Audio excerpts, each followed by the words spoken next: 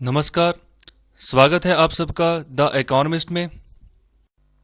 तो चलिए हमेशा की तरह आज के दिन की भी शुरुआत करते हैं द स्पीकिंग ट्रे के आर्टिकल के साथ। तो यहाँ पर जो आर्टिकल है, यहाँ पर बात सिखाई गई है लिविंग ए डिवाइन लाइफ। सो एक दिव्य जिंदगी कैसे जीनी है, तो उसके बारे में यहाँ चर्चा की गई है। तो यहाँ पर काफ़ी अच्छा आर्टिकल है, तो चलिए शुरू करते हैं। तो यहाँ पर सबसे पहले बात कर रहे हैं कि हमने जो ह्यूमन लाइफ है, ओके, उसको यहाँ पर डिवाइन लाइफ बनाना है। तो यहाँ पर कैसे होगा कि यहाँ पर अपनी डेली जिंदगी में, और जब भी आप ऑर्ली लाइफ, आप जो भी सोच रहे हो ना, हर एक घंटे हर एक सेकंड, ओके, तो साथ ही साथ जो आप जो शब्द का इस्तेमाल कर रहे हो, जो आप कर्म कर रहे हो, तो ये सारे के सारे इन सभी चीजों के अंदर आपका जो है ना, यहाँ पर डिवाइन के लक्षण जो है ना, वो नजर आने चाहिए। तो मैं कहने का मतलब ये है कि आप कोई भी काम कर रहे हो, आप जो भी सोच सोच रहे हो, सोच में जो है यहाँ पर ब्रह्म का नाम हो, उनका उनकी याद हो। ओके, तो जो भी कर्म कर रहे हो तो उनकी याद से करो, उनको याद करके करो।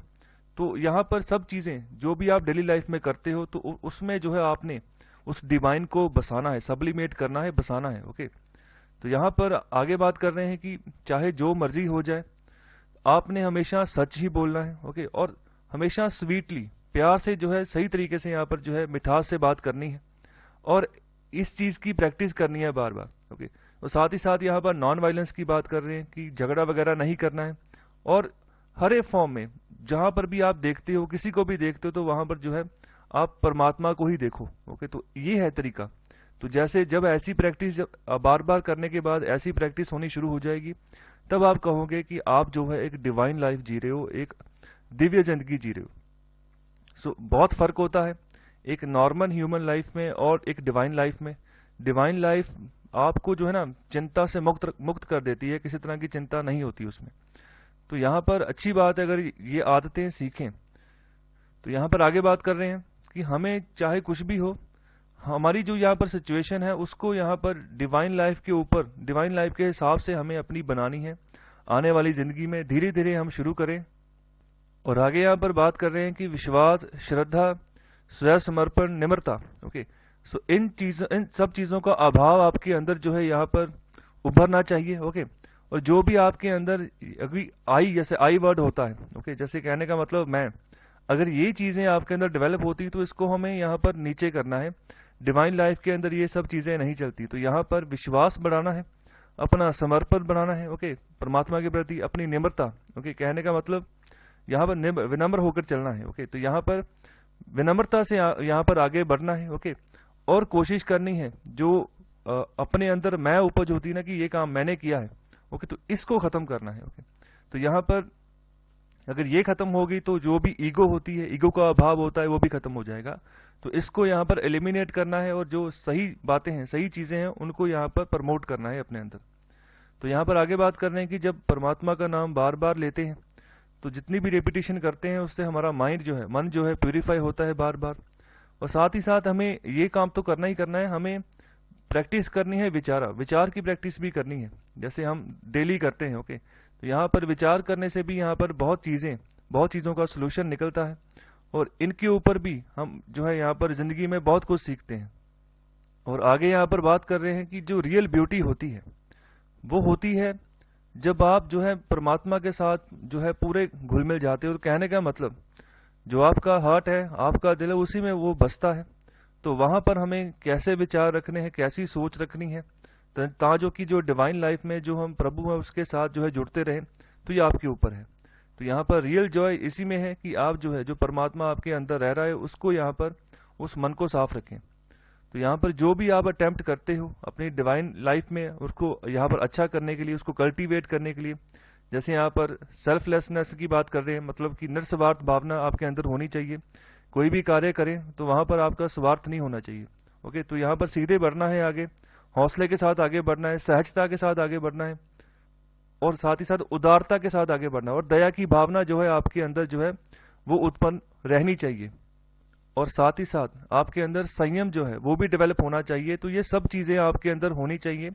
धीरे धीरे आप इनको डेवलप करेंगे by the repetition of the lord's name. Okay, तो यहाँ पर रियलिटी में अगर ये सब चीजें आपके अंदर होती हैं, ओके, तभी जो है आप कहेंगे कि आपकी जो लाइफ है वो एक डिवाइन लाइफ है, या फिर लाइफ इन गॉड। ओके, जो परमात्मा के लिए आप लाइफ जी रहे हैं। तो यहाँ पर आपने अपने माइंड को भी बैलेंस करके चलना है, चाहे आप सक्सेस से गुजर रहे हैं, चाहे आप फेलियर से गुजर रहे हैं। ओके, तो चाहे आपकी निंदा हो रही है, चाहे आपकी प्रेस हो रही है, तो यहाँ पर भी अपने माइंड को बैलेंस रखना है। तो आगे चाहे आपको यहाँ पर इज्जत दी जा रही है, चाहे आपकी बेइज्जती हो रही है, चाहे आपने कुछ यहाँ पर पाया है, चाहे आपने यहाँ पर कुछ खोया है। ओके, चाहे आपका आसपास का माहौल गर्म है, चाहे ठंडा है। ओके, तो इसको मेंटेन करके चलना है। कहने का मतलब कि लड़ाई झगड़े का माहौल जो है वो नहीं डेवलप करना है। ओके, तो वो यहाँ पर नेगेटिविटी यहाँ पर फैलाता है।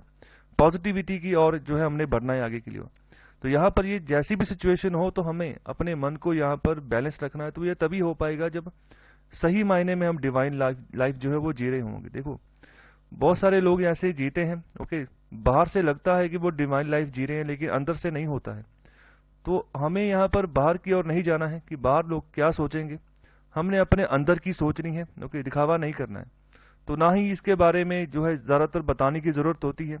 ये अपनी बातें हैं, अपनी ज़िंदगी की बातें हैं, आप अपने अंदर रखो, उसको अंदर ही अंदर सही करते जाओ, और आने वाले समय में एक ऐसे आइडल बनो कि दुनिया जो है आपसे सीखे।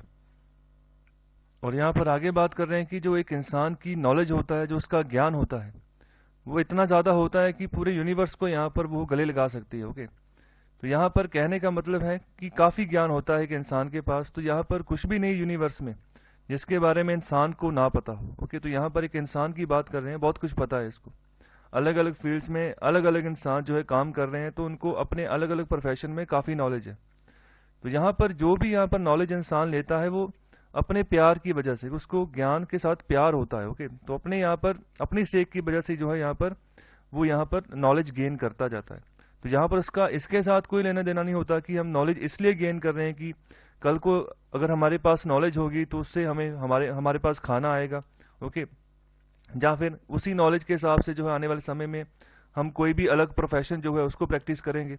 ये इसलिए होता है कि आपका असल में आपके उसी सेक के साथ प्यार होता है। ओके, उसी नॉलेज के साथ जो है आपका प्यार होता है, सही सच्चा प्यार होता है, इसीलिए जो है आप आगे बढ़ पाते हो। आपका दिल करता है कि मैं पढ़ूं, आगे बढ़ूं। तो यहाँ पर यही चीज़ है जो इंसान की यहाँ पर किस्मत है और जो इंसान का गौरव है। तो यहाँ पर जो अगर इंसान की ज़िंदगी की बात करें, ठीक है, तो उसको हम किसी लिमिट में जो है, किसी फैमिली की यहाँ पर लिमिट में जो है हम कन्फाइन नहीं कर सकते, बांध नहीं सकते। Okay, but should take in the entire village और टाउन। ओके, हम जो है इसको एक्सप्लोर कर सकते हैं कि पूरे गांव तक फैलो, पूरे शहर तक फैलो। ओके, जब पूरे स्टेट तक फैलो, पूरी कंट्री तक फैलो, पूरी अर्थ तक फैलो, जब पूरे संसार तक फैलो, पूरे यूनिवर्स, पूरे ब्रह्मांड तक फैलो। तो यहाँ तक जो है इसको फैला सकते हैं। एक इंसान का ज्ञान इतनी दूर तक पहुंच चुका है। ओके, तो हम जो अंदर का ज्ञान है, तो इसको क्यों नहीं हम जो है आगे लेकर जा सकते। So therefore when he loves knowledge for its own sake and his love is universal and boundless, then God is placed because man attains the summit of his glory. तो फिर परमात्मा भी खुश होते हैं कि इंसान जो है अपने शिखर तक पहुंचा है। ओके, तो यहाँ पर इन चीज़ों के ऊपर भी यहाँ पर यही बात लास्ट में कहने की कोशिश की जा रही है कि हमें जो है अंदर की ओर भी बढ़ना है। जो डिवाइन लाइफ है, ओके, उसकी क्रांति भी लेकर आनी है। अगर बाहर की क्रांति लेकर आए हैं, इतनी दूर तक पहुंचे हैं ज्ञान के हिसाब से, ओके, ज्ञान मिला है, किसी को नॉलेज मिली है, नॉलेज आगे फिर बच्चों में गई है, फिर आगे नॉलेज बढ़ती गई, तो बहुत सारे हीरे निकल कर आए हैं बाहर, जिन्होंने यूनिवर्स को काफ़ी कुछ दिया है। तो हमें भी अपने आप को यहाँ पर डायमंड ही बनाना है। तो उसके लिए अंतर का विकास होना बहुत ज़रूरी है। उसके बिना आपकी फाउंडेशन कुछ भी नहीं है। बेशक चाहे ज़िंदगी, पूरी ज़िंदगी आप पैसा कमा लोगे, लेकिन अगर ज़िंदगी की जो सही फाउंडेशन है वही नहीं है, तो फिर वो पैसा किसी काम का नहीं है। पता ही नहीं चलेगा को पैसा लगाना कहाँ पर है। ओके, तो यहाँ पर बहुत इंपॉर्टेंट है कि अपनी फाउंडेशन को स्ट्रांग रखें और एक डिवाइन लाइफ है उसको जिए। तो इस आर्टिकल में हम बात करने जा रहे हैं सोशल सिक्योरिटी के बारे में। तो यहाँ पर हेडलाइन यही है, a viable innovation in social security, how to extend benefit to informal workers. तो यहाँ पर जो इनफॉर्मल वर्कर्स होते हैं, तो इनको हम कैसे बेनिफिट जो है पहुँचा सकें, तो सोशल सिक्योरिटी के रूप में। तो यहाँ पर कैसे कैसे इनोवेशन हम कर सकते हैं सोशल सिक्योरिटी में, तो यहाँ पर इसी बात के ऊपर चर्चा की गई है। तो सोशल सिक्योरिटी का मतलब होता है, जैसे अगर कोई सरकारी एम्प्लॉई है तो उसको सैलरी के साथ साथ और भी काफ़ी उसके फंड्स जो है वो कट होते हैं, तो फंड्स जो है बाद में उनको पेंशन के रूप में मिलते हैं। ओके, तो यहाँ पर बिल्कुल वैसे ही जो यहाँ पर इनफॉर्मल वर्कर्स हैं, जिनका यहाँ पर कोई भी यहाँ पर वही खाता, कहने का मतलब कि यहाँ पर कोई रिकॉर्ड नहीं है कि मतलब वो सच में काम कर रहे हैं या नहीं कर रहे हैं। मतलब कि कोई भी ऐसा काम, जैसे फॉर एग्जांपल अगर मैं बात करूं फार्म वर्कर्स की, ओके, या फिर जो पार्ट टाइमर्स होते हैं, जब माइग्रेंट्स होते हैं, ओके, तो यहाँ पर इन सब लोगों की बात की गई है। तो यहाँ पर ये सभी जो है अनऑर्गेनाइज सेक्टर के अंदर आता है, और इनको हम अनऑर्गेनाइज वर्कर्स भी बोलते हैं और इनफॉर्मल वर्कर्स भी बोलते हैं। जैसे अगर बाहर की आप दुकान में जाओ या किसी मंडी में जाओ, तो वहां पर सब्जी वाले बैठे होते हैं, ओके, तो वहाँ वो सारा का सारा अनऑर्गेनाइज सेक्टर है, ओके। तो वहां पर अगर कोई सब्जी बेच रहा है तो उसका कोई रिकॉर्ड नहीं है कि सच में ये एम्प्लॉयड है या नहीं नहीं एम्प्लॉयड, ओके। तो यहाँ पर भारत सरकार के पास मोस्टली जितना भी रिकॉर्ड इनके पास होता है कि कितने जॉब एम्प्लॉयमेंट है, तो वो ज़्यादातर इसी के थ्रू होता है जब वो सोशल सिक्योरिटी प्रोवाइड करते हैं, ओके। तो यहाँ पर खास तौर पे जो ऑर्गेनाइज सेक्टर होता है उसका पूरा पूरा रिकॉर्ड होता है। जैसे अगर कोई अच्छी कंपनी है, ओके, तो वहाँ पर वर्कर्स काम कर रहे हैं, उनके फंड्स वगैरह कट हो रहे हैं, तो वहाँ पर पूरी डिटेलिंग बनती है, ओके। तो उसकी पूरी की पूरी एक जो है कॉपी, ओके, जिस भी अदारे से लिंक्ड होती है, जिस भी सरकारी अदारे से वो कंपनी लिंक्ड होती है, उसको देनी होती है कि मेरे यहाँ पर इतने एम्प्लॉयज काम कर रहे हैं, ओके। तो यहाँ पर ऐसे तरीके से पूरा पूरा डाटा रहता है कि कितने एम्प्लॉयज काम कर रहे हैं, वहाँ पर कितनी कितनी सैलरी है, ओके। तो यहाँ पर एक तरह से रिकॉर्ड रखने का काम होता है कि कितने एक्चुअल में भारत में जो लोग एम्प्लॉयड है।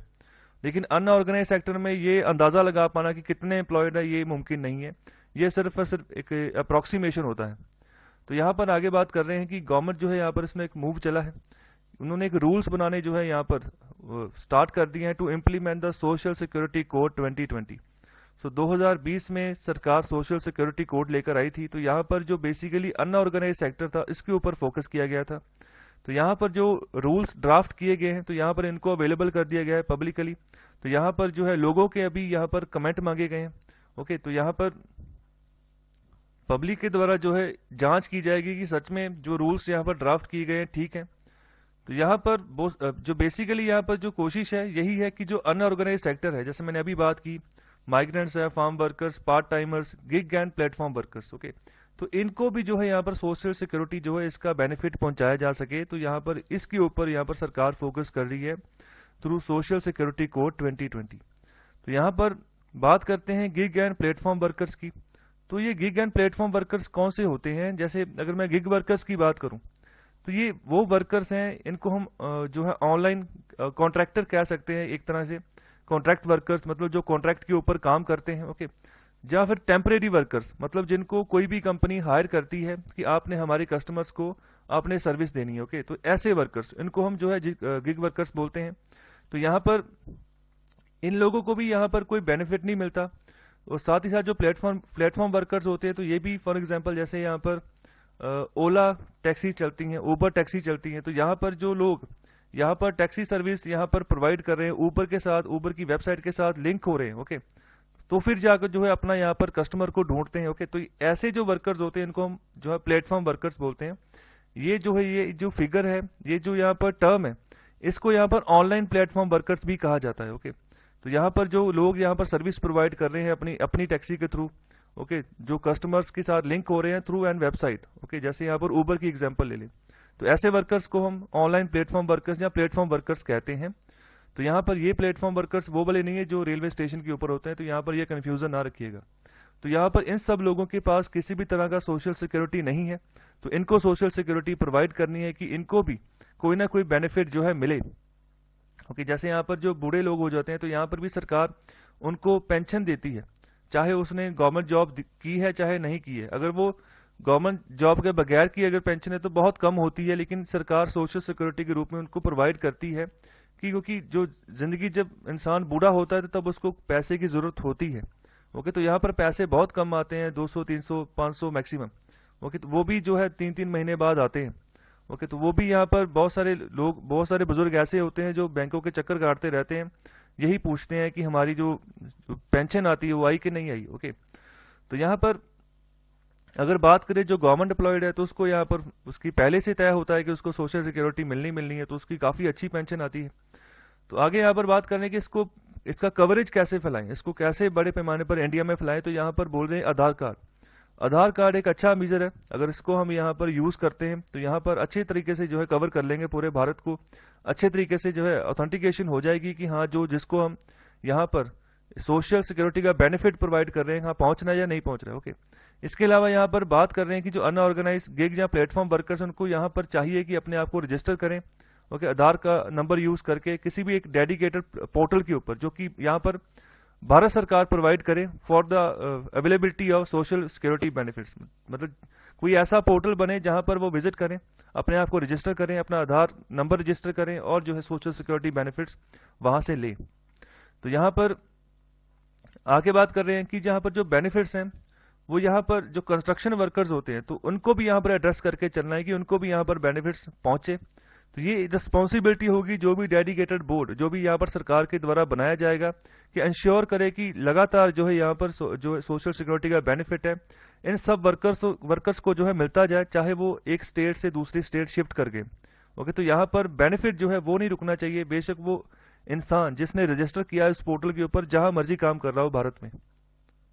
तो यहाँ पर आगे बात कर रहे हैं कि जो यहाँ पर गिग और प्लेटफॉर्म वर्कर्स है, तो इनके लिए जो रूल्स बने हैं, तो उसमें तो यहाँ पर कहा गया है कि जो भी एम्प्लॉयर होगा, जो भी इनको यहाँ पर नौकरी देगा, ओके, तो उनको यहाँ पर बोला गया कि वो यहाँ पर बेनिफिट प्रोवाइड करेंगे इन गिग और प्लेटफॉर्म वर्कर्स को, जो भी यहाँ पर ऊबर या ओला में काम कर रहे हैं।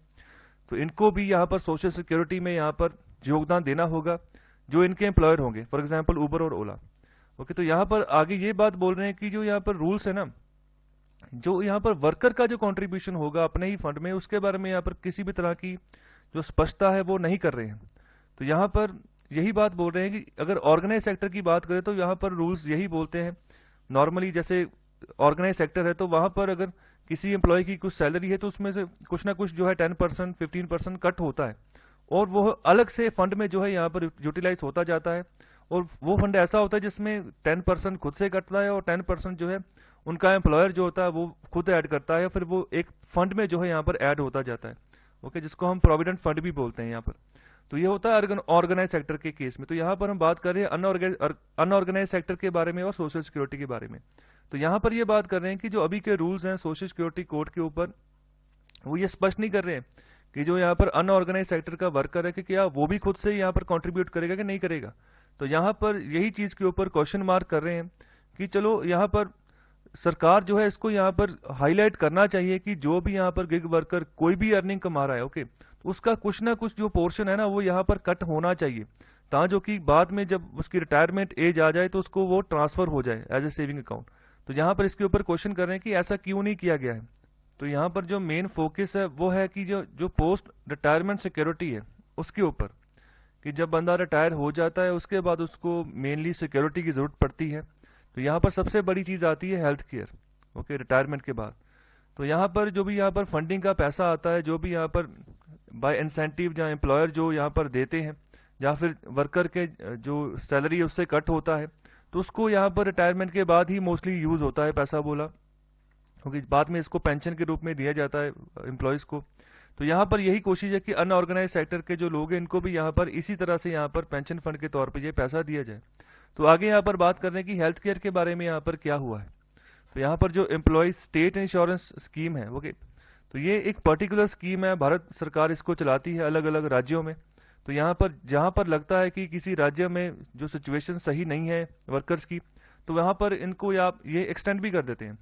तो रिसेंटली इस स्कीम को एक्सटेंड किया गया है अरुणाचल प्रदेश में, ओके, तो वहाँ पर पिछले काफी समय से ये स्कीम लागू थी। अभी और कुछ गिने चुने डिस्ट्रिक्ट्स में इसको एक्सटेंड कर दिया गया है कि वहां पर जो है अनऑर्गेनाइज सेक्टर के जो वर्कर्स हैं उनको भी यहाँ पर बेनिफिट मिलता रहे, ओके, जो कि वहां पर इंडस्ट्री है ना वो डेवलप हो, इसीलिए यहाँ पर सरकार जो है यहाँ पर इंटरवीन कर रही है। तो यहाँ पर जो एम्प्लॉय स्टेट इंश्योरेंस स्कीम है ये पहले से ही जो हेल्थ केयर प्रोवाइडर्स होते हैं उनको पहले से ही फंडिंग दे देती है कि यहाँ पर जो मेरे सब्सक्राइबर्स हैं, ओके, तो उनको आपने यहाँ पर हेल्दी रखना है, उनको अच्छे से ट्रीट करना है जब भी वो यहाँ पर बीमार पड़ते हैं। तो यहाँ पर जो यहाँ पर रुकावट आती है, डेफिशिएंसी है, वो एक ही कारण से है कि इनके नंबर्स बहुत कम है हेल्थ केयर प्रोवाइडर्स के, क्योंकि यहाँ पर जो एम्प्लॉय स्टेट इंश्योरेंस स्कीम होती है ना, इसके साथ जो भी इंटरलिंक जो हेल्थ केयर प्रोवाइडर्स होते हैं, तो यहाँ पर सरकार के ऊपर होता है कि कितने को यहाँ पर जो है आपने परमिट देना है, ओके। तो यहाँ पर जितने कम होंगे उतनी मोनोपोली बढ़ती जाएगी, जितने ज्यादा होंगे उतना कंपटीशन बढ़ता जाएगा। तो यहाँ पर कंपटीशन की कमी है। तो यहाँ पर आने वाले समय में अगर जितने ज्यादा हेल्थ केयर प्रोवाइडर्स आते हैं सरकार उनको लिंक करती है, ओके, तो वहां पर सरकार अगर कहती है कि आप हमारे सब्सक्राइबर्स को यहाँ पर आप ट्रीटमेंट दो और हमारे साथ काम करो, पैसा हम देंगे, ओके, तो यहाँ पर एम्प्लॉय स्टेट इंश्योरेंस स्कीम यहाँ पर काम आती है। ओके, तो यहाँ पर बेसिकली हेल्थ केयर के ऊपर अगर फोकस करना है तो ज़्यादा से ज़्यादा हेल्थ केयर प्रोवाइडर्स को आना पड़ेगा, तभी कंपटीशन बढ़ेगा। अगर कंपटीशन बढ़ेगा तो इम्प्रूवमेंट आएगी। ओके, तो यहाँ पर जो सर्विस की क्वालिटी है, सर्विस की क्वालिटी है, वो बढ़ेगी आने वाले समय में। तो यहाँ पर आगे यही बात कर रहे हैं कि in fact there is a strong case for shifting Ayushman Bharat from paying for insurance to paying ESI like healthcare providers to take care of subscribers health। तो यहाँ पर कह रहे हैं कि आयुष्मान भारत स्कीम भी ऐसे ही काम करती है कि अलग अलग जो हेल्थ केयर प्रोवाइडर्स हैं, चाहे प्राइवेट हैं चाहे सरकारी हैं, उनको पैसा मुहैया करवा देती है और ये कहती है कि जो भी यहाँ पर आयुष्मान भारत का कार्ड लेकर आया उसको आप जो है हेल्थ केयर फैसिलिटीज प्रोवाइड करो। तो यहाँ पर इसको भी यहाँ पर जो है शिफ्ट करने की यहाँ पर बात कर रहे हैं। ओके, तो ये अच्छा केस बनता है यहाँ पर कि इसको जैसे यहाँ पर शिफ्ट करते हैं for employees state insurance scheme. Okay, तो यहाँ पर हेल्थ केयर प्रोवाइडर्स को यहाँ पर जो है अच्छी यहाँ पर फैसिलिटी मिलनी शुरू हो जाएगी अनऑर्गेनाइज सेक्टर में। तो यहाँ पर बहुत सारे जो रूल्स हैं जिनको अभी सही करने की ज़रूरत है। जितना हम रूल्स को आसान बनाएंगे, ओके, तो उतना ही वर्कर्स के लिए आसानी होगी अपने आप को रजिस्टर करने के लिए।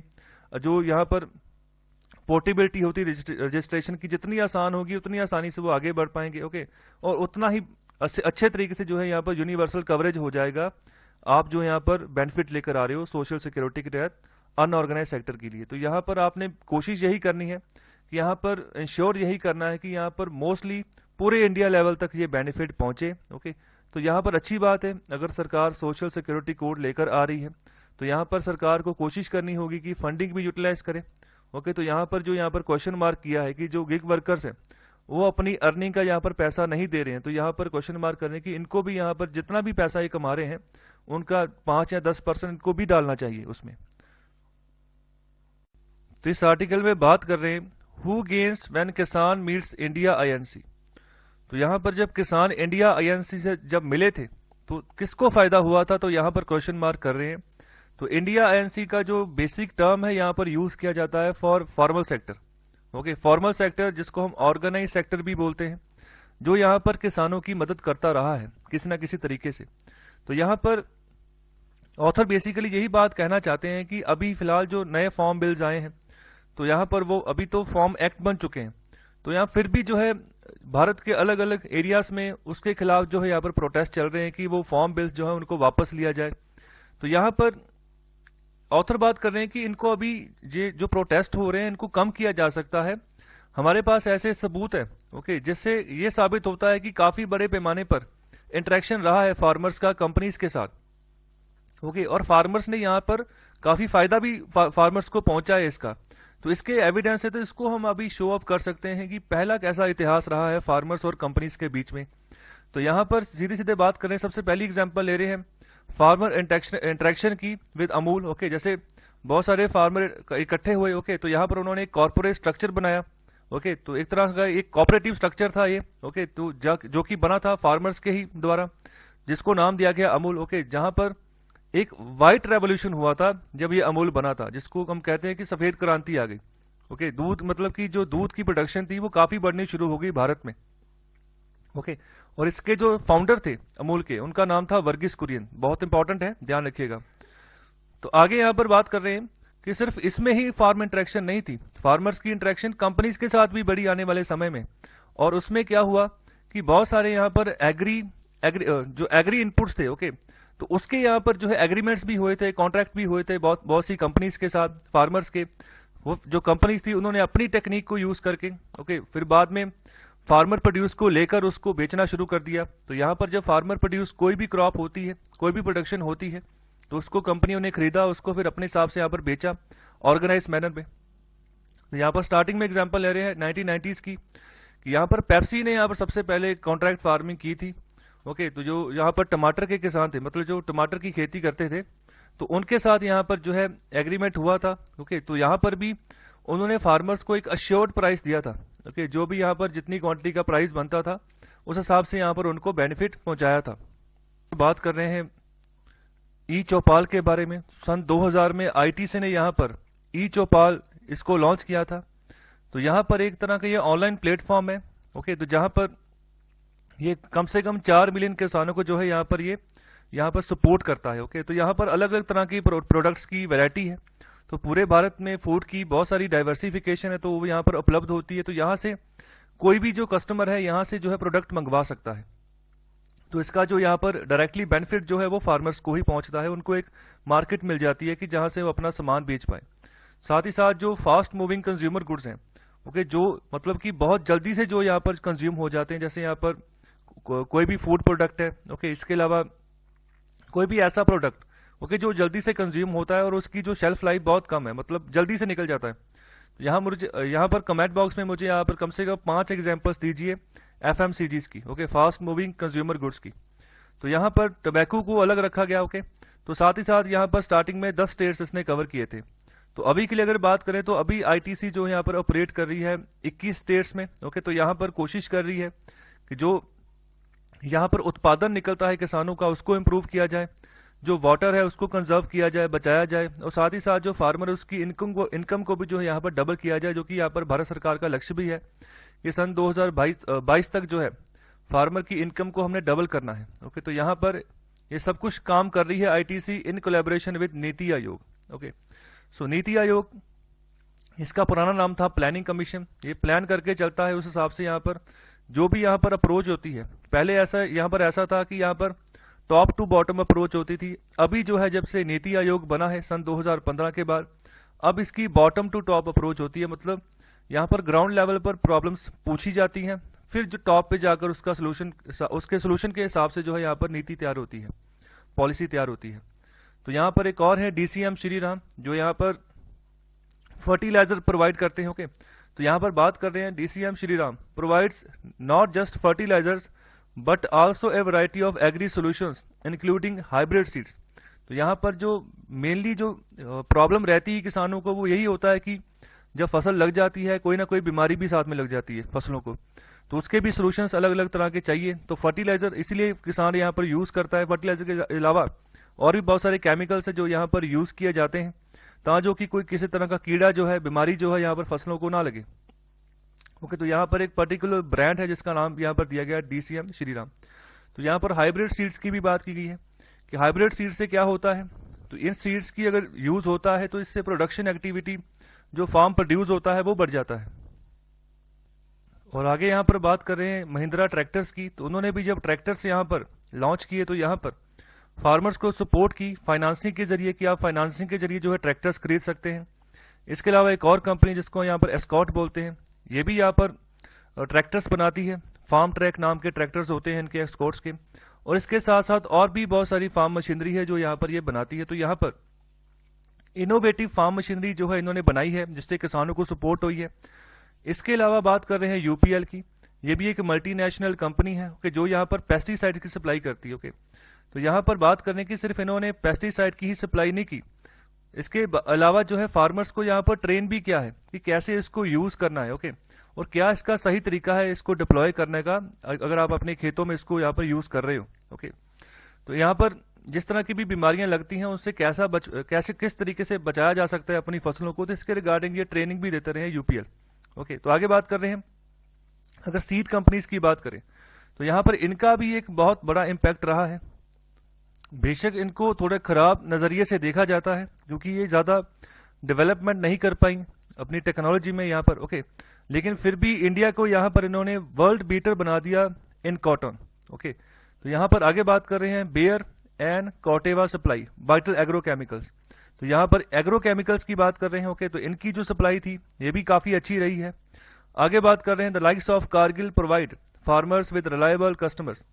तो यहाँ पर अलग अलग तरह के अदारे हैं जो यहाँ पर फार्मर्स को किसी ना किसी तरीके से जो यहाँ पर मदद करते रहे हैं। तो यहाँ पर जो कस्टमर्स हैं जो उनकी फसल खरीद सके तो उनकी पहुंच करवाई है फार्मर्स तक। तो आगे बात करें कि अगर ऑर्गेनाइज रिटेल होगा फार्मर्स के यहाँ पर प्रोड्यूस का, तभी जो है यहाँ पर रिटेल कस्टमर्स तक जो है यहाँ पर उनका सप्लाई पहुंच पाएगी अच्छे तरीके से, क्योंकि यहाँ पर एक लिंक की जरूरत होती है जो यहाँ पर फार्मर सेक्टर जो है प्रोवाइड करता है फार्मर्स को, जिससे उनका जो उपज है वो पहुंच जाता है कस्टमर तक।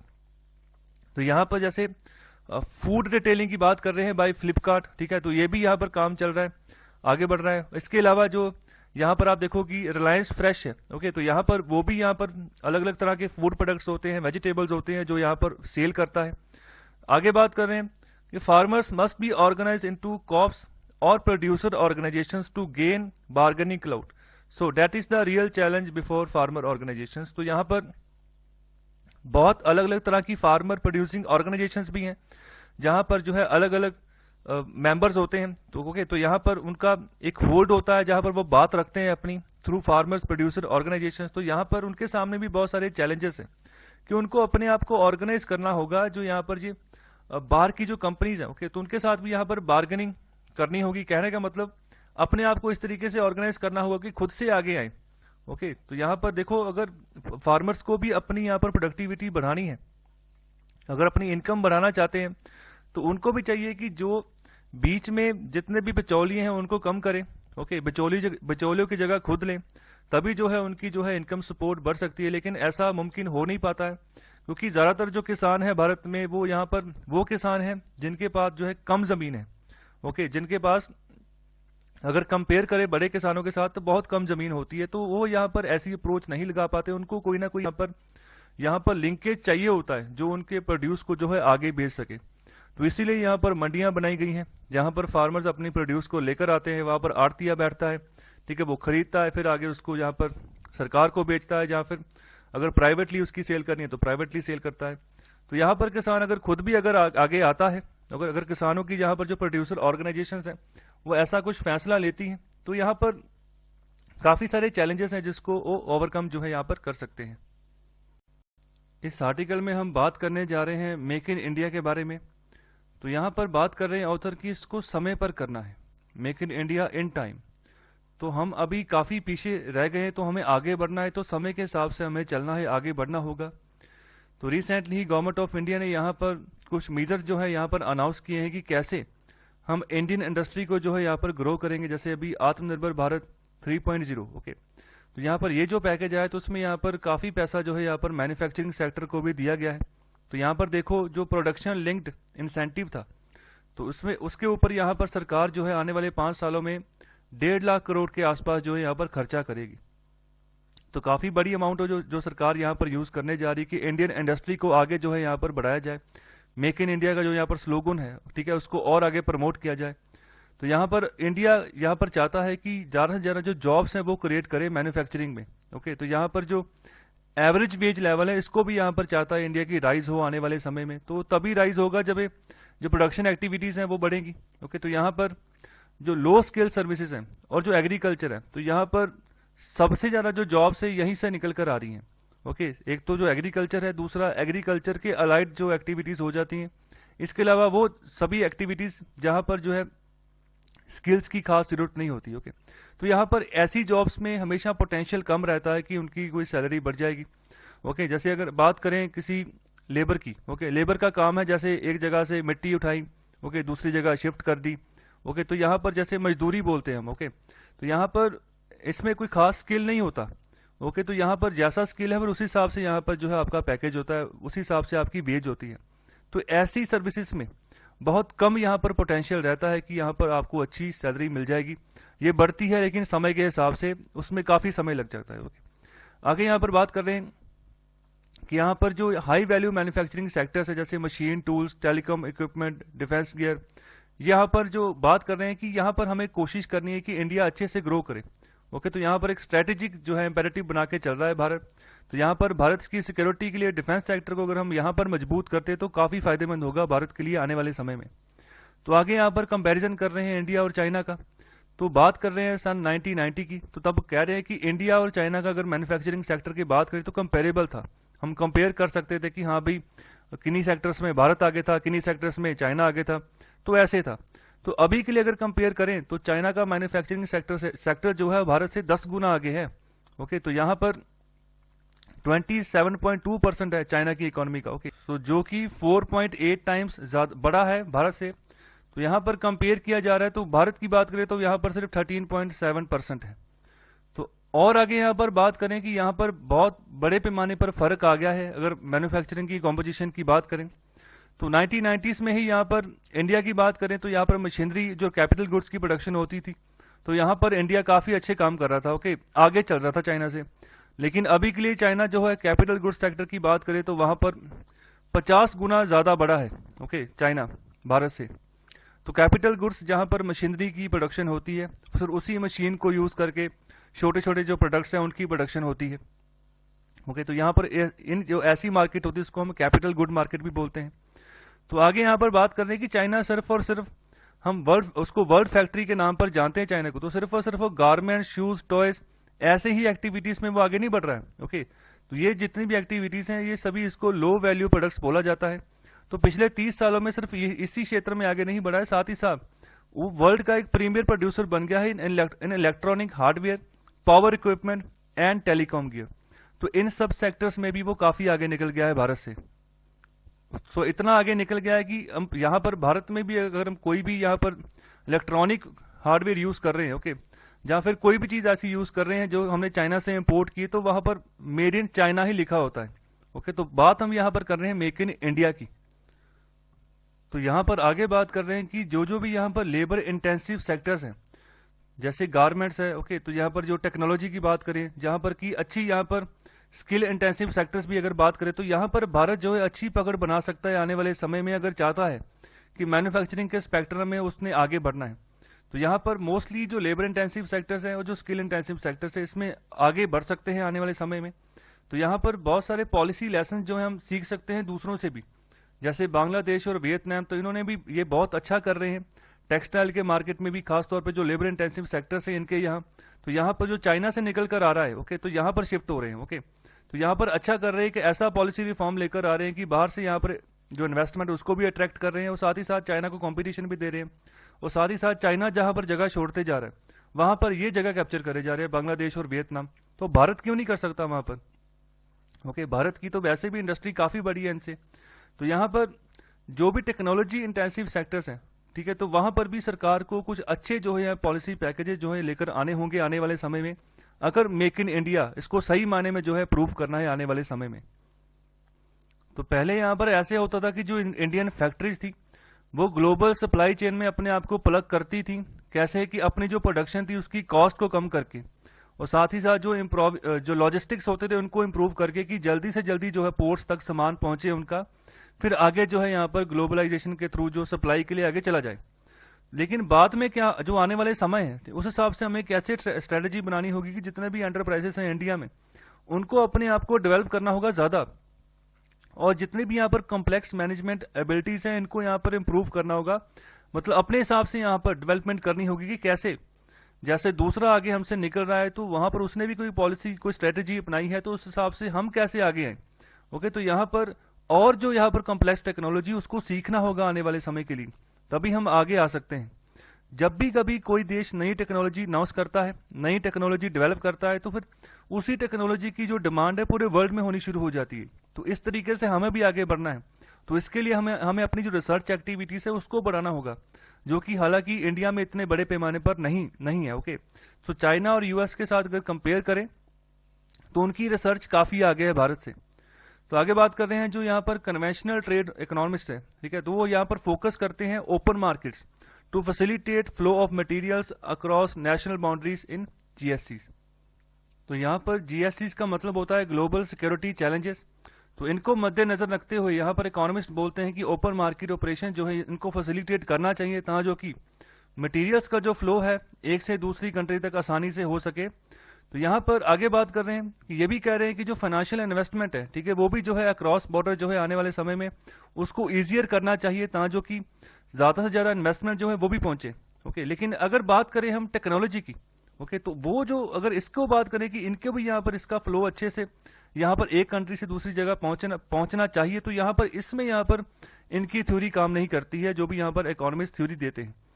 क्योंकि जब बात करते हैं टेक्नोलॉजी की, तो यहाँ पर जो भी यहाँ पर ग्लोबल ट्रेड रूल्स हैं, ओके, तो यहाँ पर वो यहाँ पर इनेबल करते हैं जितने भी यहाँ पर टेक्नोलॉजी के ऑनर्स हैं। जैसे फ्रांस के पास टेक्नोलॉजी है अपनी कि उन्होंने अपना जो है राफेल जहाज बनाया। ओके, तो वहां पर डसॉल्ट नाम की कंपनी है जो राफेल नाम के जहाज बनाती है, तो उनकी अपनी टेक्नोलॉजी। तो भारत ने उनसे जहाज खरीदे हैं, लेकिन उन्होंने टेक्नोलॉजी नहीं ट्रांसफर की है। ओके, टेक्नोलॉजी का यहाँ पर फ्लो नहीं भेजा, उन्होंने अपने प्रोडक्ट का फ्लो भेजा है। वो प्रोडक्ट कौन सा है? राफेल जहाज। ओके, तो यहाँ पर जो ग्लोबल ट्रेड रूल्स हैं वो डसॉल्ट को लॉ करते हैं कि अपने जो यहाँ पर इंटेलेक्चुअल प्रॉपर्टी राइट्स हैं उनको प्रोटेक्ट करके चलें, ओके, और कोई भी यहाँ पर अगर दूसरे देश में कोई चीज उनकी जा रही है ना, तो उधर वो वाले देश के लोग उसको कॉपी नहीं कर सकते। ओके, तो ये बहुत टफ हो जाता है। जैसे भारत अगर चाहे कि मैं जो राफेल की हम कॉपी तैयार करें, राफेल को ही मतलब उनके जितने भी पुर्जे हैं उनकी कॉपी यहाँ पर बनानी शुरू कर दें, टेक्नोलॉजी वहां पर जो यूज कर रहे वही टेक्नोलॉजी हम यहाँ पर बनानी शुरू कर दें, तो उनके लिए बहुत टफ हो जाता है। ओके, तो यहाँ पर अगर भारत इस बार ऐसे कर देगा, ओके, जैसे कैसे भी करके भारत अगर चोरी से भी ऐसे करता है कि राफेल की सारी टेक्नोलॉजी को यूज करके खुद से अपना जो यहाँ पर तेजस बन रहा है उसमें टेक्नोलॉजी लगा दे, ठीक है, और कह दे कि हमने अपना जहाज बनाया, इस बार तो बन जाएगा। लेकिन अगर फ्यूचर में आने वाले समय में टेक्नोलॉजी में और एडवांसमेंट आ गई, ओके, तो ये वाले आज के राफेल भी किसी दिन फीके पड़ जाएंगे। जैसे अभी के दिन जो मिग 29 है, ओके, जो मिग की पूरी सीरीज है वो फीकी पड़ चुकी है। ओके, तो वो भी फीके पड़ जाएंगे, तो अब क्या करेंगे? तब फिर किसी भी नेशन ने अगर ट्रेड करना है जहाज के मुद्दे पर, तो फिर भारत के साथ कोई भी ट्रेड करने को राजी नहीं होगा। ओके, तो इंडिया यहाँ पर ये चीजें, ये काम बिल्कुल नहीं करता है। ओके, हालांकि ऐसे ब्लेम जो है चाइनीज फर्म्स के ऊपर लगते रहे कि यहाँ पर देखो चाइनीज फर्म्स ने काफी तरक्की की है, उन्होंने सीखा है कि मतलब बाहर की कंट्री अगर कोई टेक्नोलॉजी में बढ़ती है, ठीक है, तो उनको यहाँ पर अपनी कंट्री में भी वहां पर डेवलप कर लेते हैं उसी टेक्नोलॉजी को, ठीक है, जो अपने फॉरेन पार्टनर्स हैं उनके साथ यहाँ पर अलाई होकर। तो यहाँ पर उनके ऊपर ये चैलेंज, ये एक्यूज लगता रहा है कि ये चोरी करते हैं टेक्नोलॉजी को। ओके, तो अलग अलग तरह की टेक्नोलॉजी को चोरी करके अलग अलग फील्ड में ये ले आते हैं। ओके, तो वहां पर अब जो प्रोडक्शन है उसको यहाँ पर हाईली जो है यहाँ पर स्टार्ट कर देते हैं, हाई स्केल के ऊपर की प्रोडक्शन एक्टिविटीज के ऊपर फोकस करो, ठीक है। लेकिन भारत ऐसे काम कभी नहीं करता है। भारत जिसके साथ भी डील करता है उसकी जो भी यहाँ पर डीलिंग रिक्वायरमेंट्स होती हैं, जो भी यहाँ पर स्ट्रेटेजी होती है, ओके, तो उनको यहाँ पर ओबे करके चलता है। मतलब किसी तरह का भी डिसरिगार्ड जो है दूसरे नेशन को भारत नहीं पहुंचाता है। तो आगे यहाँ पर ये बात की गई, जितने भी इंडियन फैक्ट्रीज हैं, चाहे वो फॉरेनर से यहाँ पर इन्वेस्ट कर रहे हैं, चाहे इंडियन की खुद की यहाँ पर जो फैक्ट्रीज हैं, यहाँ पर उनको यहाँ पर कैपेबल बनना होगा कि वो जो कॉम्प्लेक्स प्रोडक्ट्स है उनकी यहाँ पर प्रोडक्शन उसको स्टार्ट कर सके according to the global standards. तो यहाँ पर हमें एक फास्टर लर्नर बनना होगा, जल्दी से सीखना होगा। ओके, अभी जो समय है सीखने का है। ओके, एक अच्छे तरीके से यहाँ पर जो है हमें जो है इंडस्ट्रियल डेवलपमेंट की पेस है उसको डेवलप करना है आने वाले समय में, तो यहाँ पर सीखने की जरूरत है। ओके, तो यहाँ पर देखो, अगर हमने न्यूक्लियर बॉम्ब बनाया था तो वो भी तो खुद से सीख कर बनाया था। जो बाहर जो एक्टिविटीज हुई थी न्यूक्लियर बॉम्ब की, क्या डैमेज होता है, तो उससे सीखा है। साइंस को यहाँ पर जो एजुकेशन सिस्टम था उसको डेवलप किया गया था कि आने वाले समय में बच्चे और अच्छे से सीखें और आने वाले समय में अलग अलग एरियाज में अच्छे से डेवलपमेंट करें, कोई ना कोई नई चीज जो है उसको यहाँ पर प्रोड्यूस करें। तो यहाँ पर यही कारण था कि भारत ने अपना न्यूक्लियर बम खुद से बनाया। ओके, तो आगे यहाँ पर बात कर रहे हैं कि वर्ल्ड वॉर 2 के बाद जब जापान के ऊपर 2 न्यूक्लियर बम गिराए गए थे, तो उसके बाद जब जापान उठा दोबारा से, तो जापान ने भी यही स्ट्रेटेजी अपनाई थी। कौन सी स्ट्रेटेजी की? लर्न फास्ट, जल्दी से सीखना है और काम पे लगना है और कंपीट करना है पूरे वर्ल्ड लेवल पर। तो उनका यही फोकस था कि लर्निंग जो है जल्दी से जल्दी करनी है। जितने भी यहाँ पर लार्जर कॉम्पिटिटर्स हैं अलग अलग एरियाज में, खासतौर पे जो वेस्ट के यहाँ पर कॉम्पिटिटर्स थे, उनको यहाँ पर जो है मुकाबला देना है। तो यहाँ पर जापान अलग अलग क्षेत्र में आगे आया, जैसे steel, chemicals, automobiles, electronics. Okay, तो यहाँ पर पूरे ग्लोबल लेवल पर यहाँ पर उसने कंपटीशन दे दिया है। ओके, तो इसी रफ्तार के ऊपर वो आगे बढ़ता जा रहा है। अगर बात करें साउथ कोरिया या ताइवान की, तो वो भी यही जो सेम स्ट्रेटेजी उसको फॉलो करके चल रहे हैं। तो अभी चाइना के लिए भी यहाँ पर ऐसा लग रहा है कि उसने ऐसा कर दिया है। ओके, तो यहाँ पर जितनी भी बड़ी फैक्ट्रीज हैं, okay, with in protected enclaves can plug India into जीएससीज. However, the value addition in such factories will be shallow because the intellectual property will remain the property of owners abroad, who can move their simple production operations to other countries where labor costs are lower or where government subsidies are more. जितनी भी यहाँ पर बड़ी factories हैं वो भारत को यहाँ पर ग्लोबल सिक्योरिटी जो चैलेंजेस हैं उसके तहत यहाँ पर ला सकती हैं, प्लग कर सकती हैं, जिससे यहाँ पर जो जितनी भी कंपनीज यहाँ पर कोशिश करेंगी कि हमारे जो यहाँ पर इंटेलेक्चुअल प्रॉपर्टी जहाँ पर सेफ है ना, हम वहां पर जो है ज्यादा से ज्यादा अपनी प्रोडक्शन जो है उसका विस्तार करें, इन्वेस्टमेंट करें। तो भारत ऐसी श्योरिटी प्रोवाइड करता है वर्ल्ड लेवल पर कि यहाँ पर टेक्नोलॉजी अगर आप लेकर आते हो तो उसकी चोरी नहीं होती है। ओके, तो यहाँ पर देखो जहां पर इंटेलेक्चुअल प्रॉपर्टी सेफ है वहां पर जो है जितनी भी कंपनीज है बाहर की वो जो यहाँ पर आएंगी और इन्वेस्ट करेंगी। तो देखो कितना लंबे समय हो गया, जैसे सुजुकी है भारत में अगर यहाँ पर प्लांट लगा रहे हैं उसने, तो यहाँ पर कार्स की प्रोडक्शन करती है, उसकी अपनी टेक्नोलॉजी है। और जैसे टाटा है, महिंद्रा है, वो अपनी टेक्नोलॉजी लेकर आते हैं। ओके, तो यहाँ पर एक तरह का ट्रस्ट जो है वो बिल्डअप होना शुरू हो जाता है बाहर के इन्वेस्टर के लिए।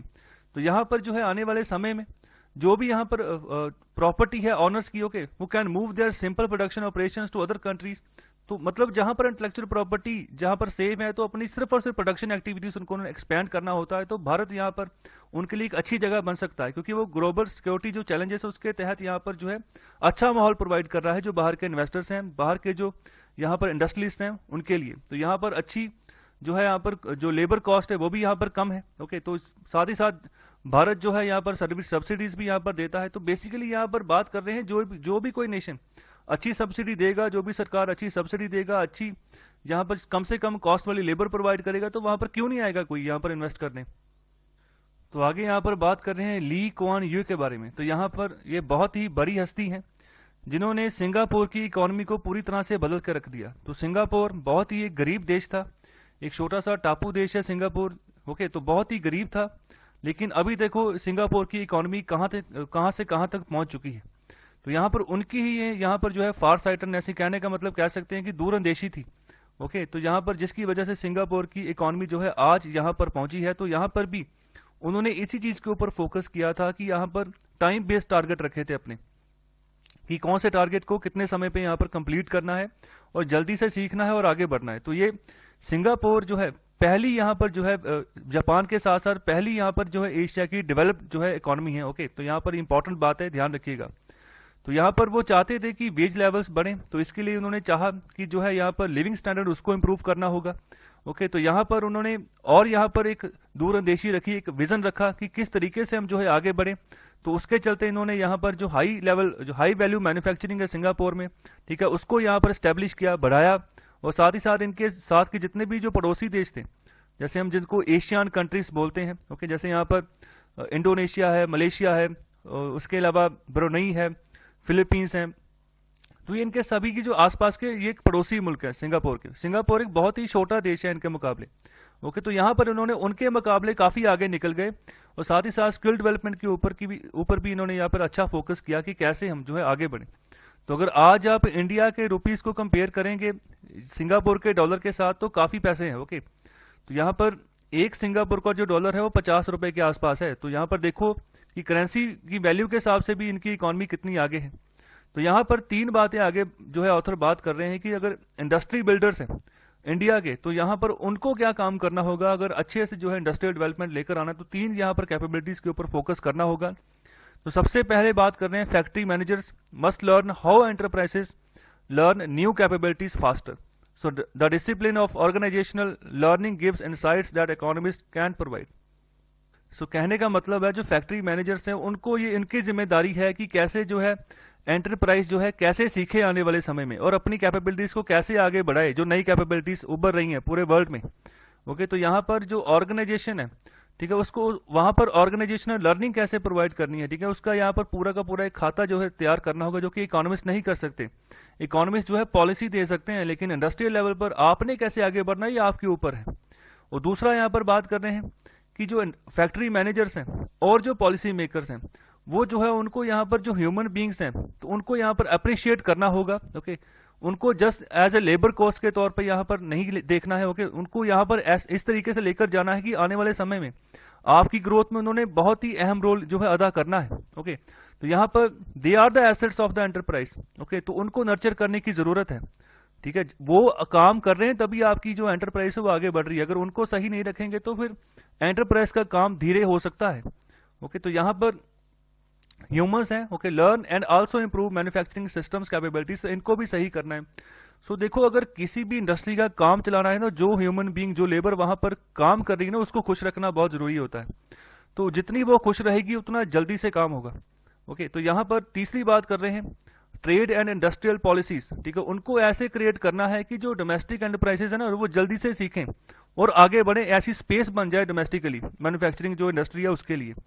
तो यहाँ पर बात कर रहे हैं merely throwing up markets to free competition from well established producers determined to protect their knowledge advantage is not good policy. However, enterprises that do not learn within the time given must not be supported any longer. They must perish while faster learners carry on. तो कहने का मतलब है कि अगर आप किसी market को ऐसे फ्री कंपटीशन में डाल दोगे जहां पर पहले से ही वेल एस्टेब्लिश्ड प्रोड्यूसर्स काम कर रहे हैं, ओके, और अपनी नॉलेज को यहाँ पर प्रोटेक्ट करके चल रहे हैं, तो वहाँ पर ये कोई अच्छी पॉलिसी नहीं होगी। यहाँ पर कंपटीशन लेकर ना तो इस तरीके से लेके आओ कि जो सबसे जल्दी सीख कर आगे बढ़ रहा है, अपने आप को यहाँ पर टेक्नोलॉजिकल इंप्रूवमेंट कर रहा है, कुछ नया करके बता रहा है, तो उसको यहाँ पर सपोर्ट दो। जो ऐसा नहीं कर रहा है उससे सपोर्ट जो है उसको खींच लो वापस। ओके, तो यहाँ पर भारत सरकार बहुत तरह की सपोर्ट करती है इंडस्ट्री को, जैसे अभी के लिए किया है जो आत्मनिर्भर भारत का पैकेज आया है, तो यहाँ पर इंडस्ट्री को यहाँ पर सपोर्ट किया है कि काफ़ी पैसा दिया जाएगा कि प्रोडक्शन लिंक्ड इंसेंटिव के थ्रू ज़्यादा से ज़्यादा मैन्युफैक्चरिंग जो है यहाँ पर इंडिया में हो, अलग अलग एरियाज में। ओके, तो यहाँ पर 10 अलग अलग यहाँ पर मेजर्स अपनाए गए हैं जहाँ पर भारत सरकार पैसा देगी। तो इसके बारे में भी हम पहले डिस्कस कर चुके हैं, जो पुराने आर्टिकल हमने डिस्कस किए हैं वहाँ पर। तो यहाँ पर अच्छे से यहाँ पर फास्टर लर्निंग के ऊपर हमने जो है फोकस करना है कि जल्दी से जल्दी सीखें। तो लास्ट में यहाँ पर यही बात कर रहे हैं कि टाइम गुजरता जा रहा है। ओके, हमें जो है टाइम के हिसाब से जो है आगे बढ़ना है। पूरे वर्ल्ड को देखो वो कहाँ है और अपने आप को देखो हम कहाँ हैं। तो यहाँ पर हम यही कर सकते हैं कि फास्टर लर्निंग का जो प्रोसेस है उसको आगे बढ़ाएं। सिर्फ बातें करने से कुछ नहीं होगा, करने से काम होगा। तो वहां पर कोशिश करनी होगी जहां पर खामियां हैं उसको हम इम्प्रूव करें, और जो लेबर है उसको भी यहाँ पर जो है साथ लेकर चलें। उसको ऐसा ना रखें कि हमने ऐसा फीलिंग ना उनके अंदर आने दें कि हमने जो है आपको अपना नौकर रखा है, सिर्फ नौकरी करने के आपको पैसे मिलते। तो यहाँ पर वैसी ऑर्गेनाइजेशन जो है ना ज्यादा देर तक टिकती नहीं है। ओके, आज लग रहा है कि वो चल रही है, लेकिन आने वाले समय में उसका कोई ना कोई नेगेटिव इम्पैक्ट हो ही जाता है। तो यहाँ पर थ्रू आउट जो सारा आर्टिकल था वो यही था कि सीखो, सिंगापुर से सीखो, जापान से सीखो कैसे आगे बढ़ा, यूएस से सीखो। तो इन सब से सीख के हमने आगे बढ़ना, चाइना से भी सीखो। ओके, चाइना के ऊपर बेशक ब्लेम लगते हैं कि वो टेक्नोलॉजी को चोरी करते, लेकिन फिर भी सीखो वो कैसे आगे बढ़ गया। ओके, उनके बनाए हुए प्रोडक्ट्स हम यूज कर रहे हैं, तो हमारे बनाए हुए प्रोडक्ट्स वो क्यों नहीं यूज करते। ओके, तो ये बहुत बड़ा क्वेश्चन मार्क है, इसको सही करना है। मेक इन इंडिया जब से मोदी सरकार आई थी तब से ये कैंपेन चल रहा है, मेक इन इंडिया। इससे पहले भी था, पहले इसका नाम कुछ और था। ओके, लेकिन बाद में इसका नाम मेक इन इंडिया रखा गया, लेकिन फिर भी कोई खास इन्वेस्टमेंट नहीं आई और कोई खास इंप्रूवमेंट जो है यहाँ पर इंडस्ट्रियल सेक्टर में वो देखने को नहीं मिली। सो आई होप आपको लेक्चर अच्छा लगा है, तो कृपया लाइक, शेयर और सब्सक्राइब जरूर करें। बहुत बहुत शुक्रिया लेक्चर सुनने के लिए।